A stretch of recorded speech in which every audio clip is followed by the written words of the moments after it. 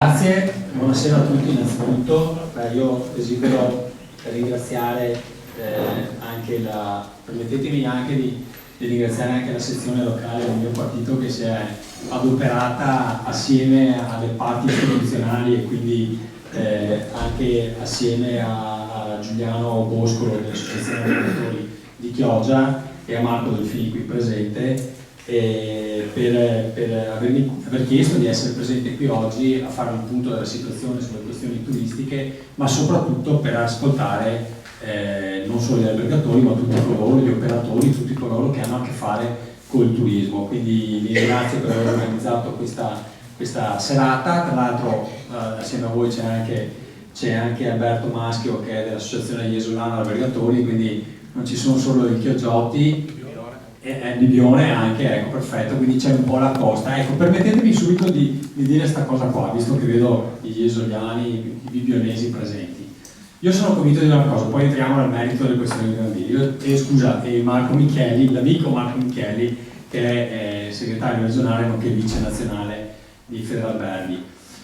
Io sono convinto che oggigiorno per affrontare le sfide internazionali che abbiamo anche in termini di promozione e quindi di incoming, cioè noi il compito è quello di portare i turisti sulla nostra costa, sia indispensabile parlarsi tra amministrazioni, tra OGD, tra consorzi di promozione, tra albergatori stessi, e quindi ringrazio di essere presenti qui oggi, perché il tema della promozione della costa deve essere sempre più possibile unificata, cioè noi dobbiamo presentarci all'estero vendendo un prodotto che è su tutta la costa. Non è un caso che stiamo portando avanti anche degli accordi del fiume.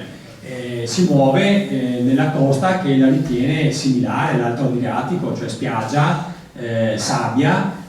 Sicuramente le nostre località sono differenti e offrono cose diverse, perché il Bibione è diversa da Caoro, è diversa da Jesolo, è diversa da Chioggia, da Sottomarina.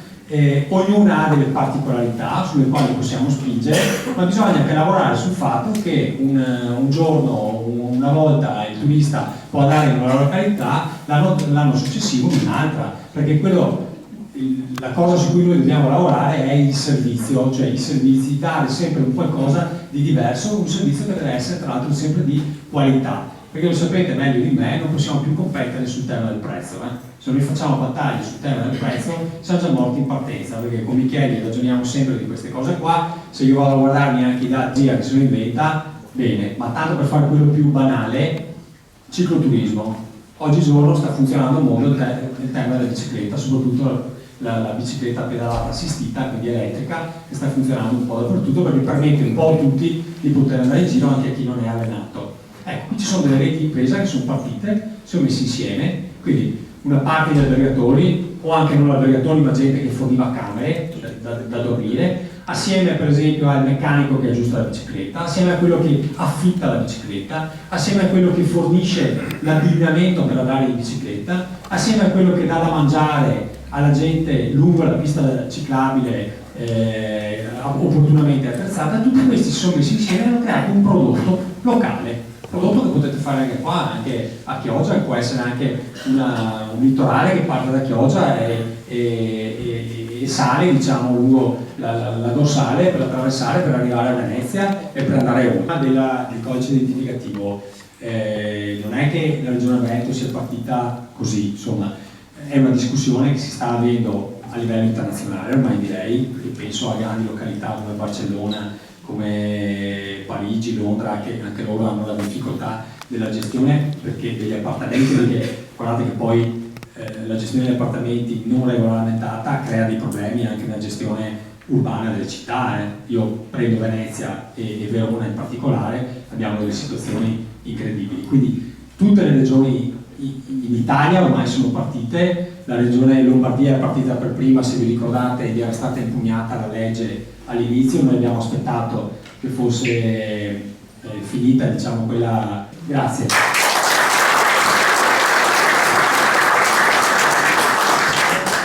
Grazie all'assessore per questa introduzione. Io vado un po' sul tecnico.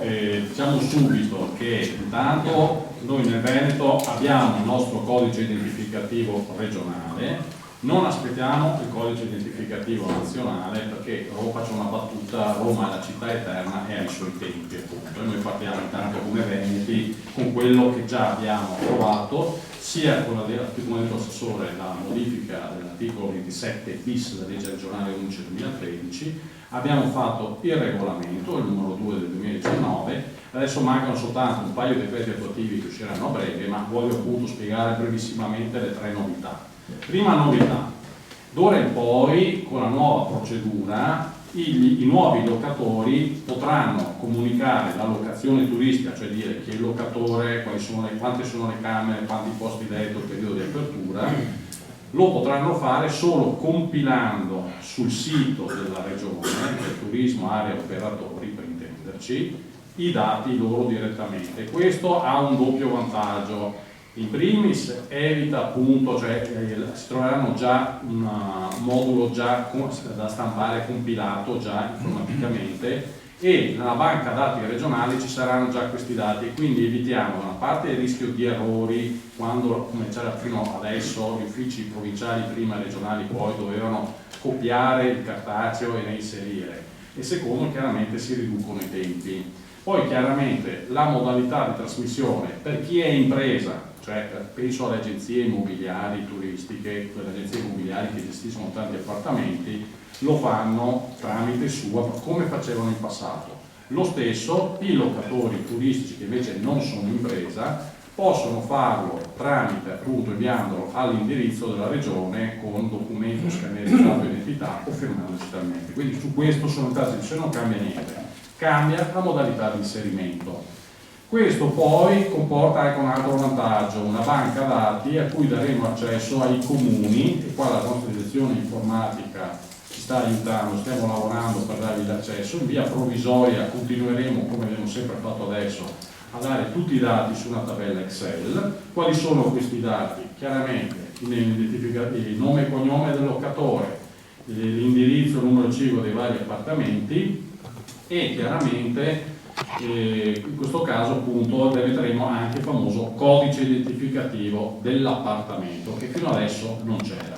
Questo codice identificativo, voglio già tranquillizzare tutti coloro che hanno già fatto la comunicazione di locazione turistica e magari sono presenti qui in questa sala, che loro non dovranno mandare, quelli che hanno già fatto e sono in regola, non dovranno mandare comunicazioni o richieste per avere il codice identificativo.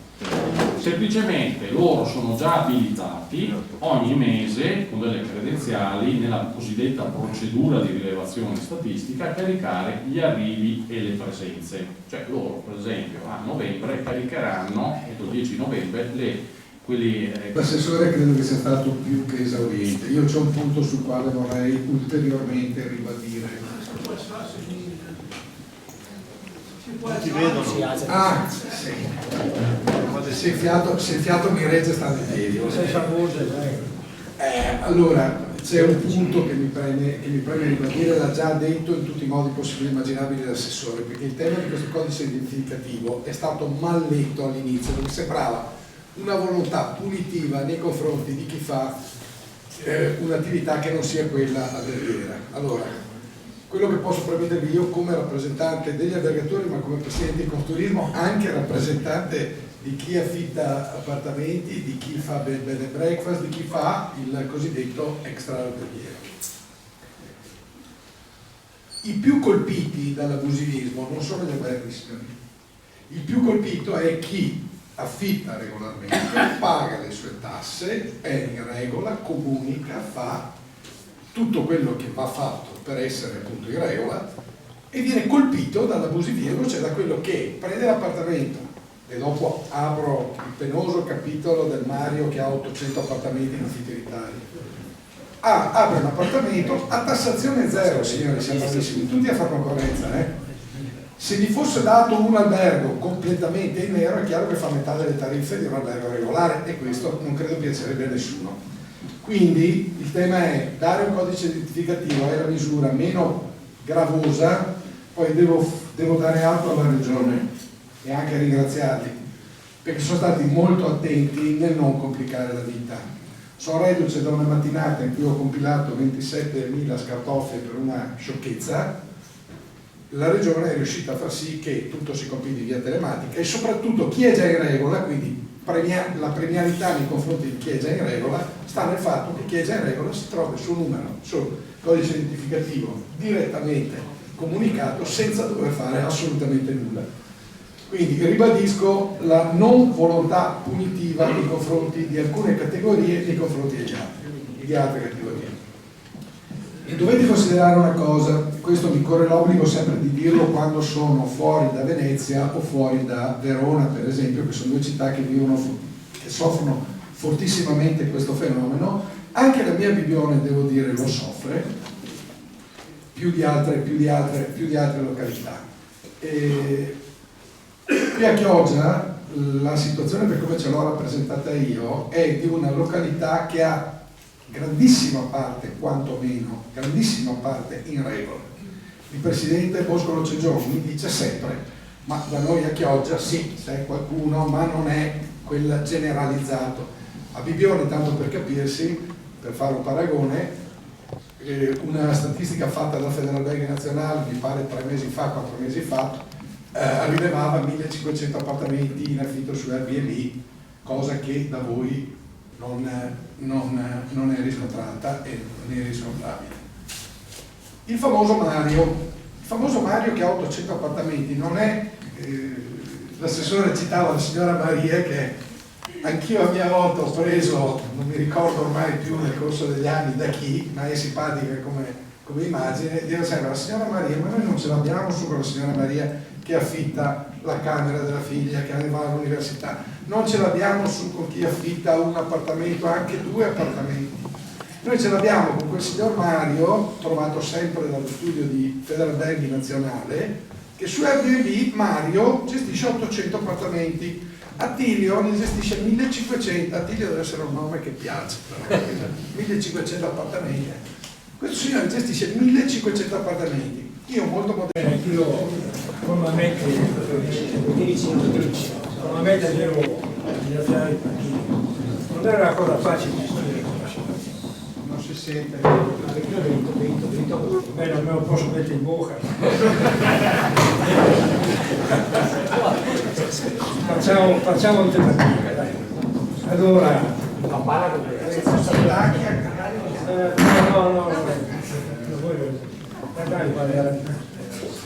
Allora io devo ringraziarvi ovviamente perché gli argomenti sono prima il Presidente della Federazione in maniera intelligente, perché non è che abbia accusato questo, stato quello, ma probabilmente è lui che guarda avanti, perché quello che può succedere può essere anche deleterio nei confronti di qualsiasi tipo di legge. Allora faccio un ragionamento. Se quando noi riusciamo a contattare il sindaco, in qualche maniera riusciamo anche a spiegare a questo sindaco e a chi di dovere che qualche volta si rischia di esagerare. In che maniera? L'urbanistica, che a Chioggia funziona, vedo che ci sono centinaia di gru che costruiscono. L'urbanistica non credo che abbia il sentore di avere una regolamentazione come si deve. Perché questo discorso, caro Assessore? Perché, vedi, se ci sono parecchie realtà che nascono e crescono, perché di questo bisogna tener conto. Io ho fatto anche il Presidente degli albergatori e devo dare adito al Presidente Micheli e a Giuliano, che si sono comportati in maniera perfetta, tenendo conto di quello che può essere l'esagerazione. Per esagerazione cosa intendo? A Venezia è già successo un fatto, che il sindaco di Venezia cosa ha deciso? Ha deciso improvvisamente di cassare tutte le attività extraalberghiere, giusto? Perché ha ritenuto opportuno di farlo. Io non vorrei che, lo faccio per esempio, per guardare più avanti, che succedesse la stessa cosa anche a Chioggia. Perché Chioggia vive già una realtà duplicata, triplicata, quadruplicata. Io sono un possessore, con rispetto delle regole, diciamo così, che mi mette in condizione di parlare con tanta tranquillità. Ho 3 bed and breakfast, ho 3 partite IVA, e il problema qual è? Primo, economico, ma lei ha accennato prima. Il secondo caso, che forse è anche il più importante, è quello del mantenimento, questo vale anche per gli alberghi, del mantenimento dei prezzi. Ci sono momenti in cui noi ci sentiamo in grande difficoltà. Non so se esistano regole, assessore, per mettere alla calma questo tipo di problemi. Perché il fatto che si esageri, che si crei a tante attività, che si rilascino moltissime licenze, può essere anche deleterio. Io guardo gli alberghi e più o meno mi sono preoccupato anche per gli alberghi, perché dico qua sono tutti bed and breakfast, tra cui sono proprietario anch'io. Ma quando seguo le regole, a me va bene, ma ci sono tanti che non seguono le regole, al di là del codice di questo o di quell'altro. Quelli ragazzi non li prendiamo mica facilmente, ci mettono in grande difficoltà. Una preghiera al mio amico qua, che faccia, come usa fare lui di solito, che faccia fare un po' di attenzione a questi problemi dell'urbanistica. Perché l'urbanistica è il termine principale per cui domani noi vediamo il futuro. Se non teniamo conto di come una città nasce e continua a nascere, noi siamo perdenti. Perché questo può succedere. Poi l'ultima cosa la dico, questa città, caro, ha una preoccupazione grande, a parte il GPL, che è un problema gravissimo, che ogni volta sembra che da Marsiglia lo cacci una chioggia perché non sapevano dove metterlo sto GPL. Credo che la storia sia questa, vabbè. Ecco, quindi è una questione abbastanza seria. Poi ci sono altre questioni. I famosi 12 milioni di